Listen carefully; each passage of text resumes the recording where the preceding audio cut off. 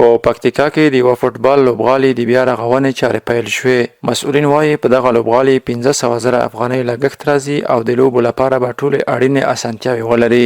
په اساسي ډول باندې ترمیمېږي، جوړېږي. 15,000 افغانیو باندې به لګښت پر دې باندې راځي چې انشاءالله العزیز دا به ترمیم او ګټه اخیستنې ته سپارل کېږي او دا شاته کومه خاوره چې دا خاوره به ټوله ایستل کېږي او اصلاحي خاوره به دې ځای ته راوړل کېږي او باقاعده به پر دې باندې چمن کرل کېږي. انشاءالله موږ کوشش کوو چې هغه ولسوالۍ چې زیاتې لوبې کې هلته هم میدانونه جوړ کړو انشاءالله. دا کله چې ترمیم سي او جوړ سي دلته به لوبې به سیستم ته ولویځي. دغه میدان خو په حقیقت کې لومړی ځل داسې په پکتیکا کې به یو داسې چمن میدان، طبیعي چمن میدان دلته په پکتیکا کې جوړیږي.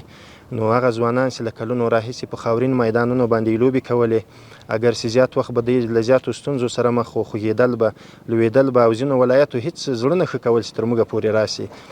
ځکه دغلته خاورین میدان او نور ولایات شنه یا چمن میدانونه لري.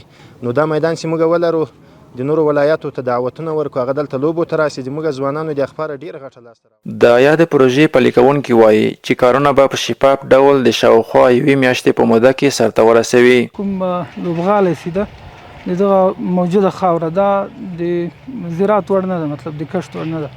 نو دا خاوره انتقالوو له دې ځای او بیا نوره د باکیفیته خاوره ورته راوړو دې ځای ته.